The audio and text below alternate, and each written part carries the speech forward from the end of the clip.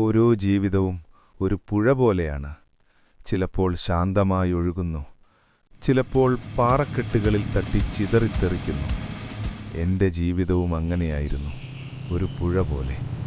പക്ഷേ അതിൻ്റെ ഒഴുക്കിനിടയിൽ ഞാൻ ചിലപ്പോൾ ദിശ തെറ്റി സഞ്ചരിച്ചു. ചിലപ്പോൾ എൻ്റെ കൂടെ ഉണ്ടായിരുന്നവരെ ഞാൻ അറിയാതെ വേദനിപ്പിച്ചു. ആ തിരിച്ചറിവുകൾ, അവയെല്ലാം മായ്ച്ചു കളയാത്ത ഓർമ്മകളായി എൻ്റെ ഹൃദയത്തിൽ ഇപ്പോഴും ജീവിക്കുന്നു. കാലം അതൊരു വല്ലാത്ത വേട്ടക്കാരനാണ്. നമ്മൾ സ്നേഹിച്ചവരെയെല്ലാം അത് നമ്മിൽ നിന്ന് കവർന്നെടുക്കും. സുധിയുടെ കാര്യത്തിൽ കാലമല്ല വില്ലനായത്, സുധി തന്നെയായിരുന്നു. സുധിയുടെ വാശികൾ, ഈഗോകൾ, അനാവശ്യമായ മൂല്യങ്ങൾ, അവയൊക്കെ ചേർന്ന് സുധി കെട്ടിപ്പൊക്കിയ ഒരു കൊട്ടാരമായിരുന്നു അവൻ്റെ ജീവിതം. പക്ഷേ അതിൻ്റെ അടിത്തറ സ്നേഹമല്ലായിരുന്നു എന്ന് തിരിച്ചറിയാൻ സുധി വൈകിപ്പോയി.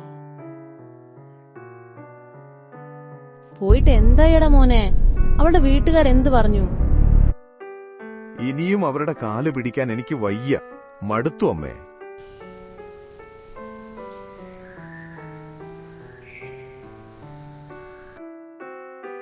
അതങ്ങനല്ലേ വരൂ. സുധി മോനെ, നീ വന്ന് ചോറുണ്ടാ നോക്ക്.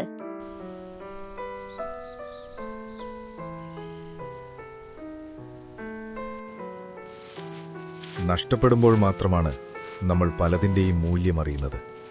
പക്ഷേ ചില നഷ്ടങ്ങൾ, അവ നികത്താൻ ഭൂമിയിലെ ഒരു കടലിനും കഴിയില്ല. എന്റെ കൈകളിൽ നിന്ന് ഊർന്നുപോയ ആ സ്നേഹത്തിന്റെ തരികൾ ഇനി എനിക്ക് തിരിച്ചു പിടിക്കാനാവില്ല. ശിശിരത്തിൽ പൊഴിഞ്ഞുപോയ കരിയിലുകളെപ്പോലെ ഞാനിവിടെ ബാക്കിയാവുന്നു, ഓർമ്മകളുടെ ഭാരവും പേറി. മോളെവിടെ അമ്മേ? അവള് വല്ലത് കഴിച്ചോ? ചക്കിമോള് ഉറങ്ങി. ഞാൻ ചോറ് വാരിക്കൊടുത്തു. ചക്കിയുടെ കാര്യങ്ങൾ നോക്കാൻ എനിക്ക് വലിയ കൊതിയായിരുന്നു. നിന്റെ പെണ്ണ് അതിനൊന്നിനും സമ്മതിച്ചേരുന്നില്ലല്ലോ. ചക്കിമോളുടെ ഒരു കോലോ, എന്താ തലമുടിയൊക്കെ ചകിരി പോലെ ആയിണ്ട്, മെലിഞ്ഞില്ലാണ്ടായിണ്ട് അവള്. ഇനി ഞാൻ നോക്കണ്ടല്ല.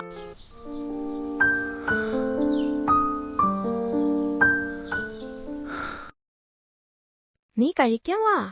അമ്മ വിളമ്പി വയ്ക്കേ, ഞാനൊന്ന് കുളിച്ചിട്ട് വേ.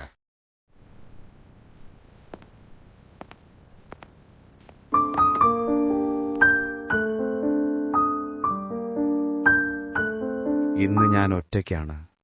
അവളുടെ ഓർമ്മകൾ മാത്രം കൂട്ട്. ഓരോ പുലരിയിലും ഞാൻ അവളെ തിരയുന്നു. ഓരോ സന്ധിയിലും അവളുടെ ഓർമ്മകളിൽ ഞാൻ മുങ്ങിത്താഴുന്നു. നാളുകൾ ഒരുപാട് മുന്നോട്ടു പോയിരിക്കുന്നു. പക്ഷെ അവളില്ലാത്ത എൻ്റെ ജീവിതം ഒരു മുരടിച്ച മരം പോലെയാണ്. ഇലകളില്ലാതെ, പൂക്കളില്ലാതെ.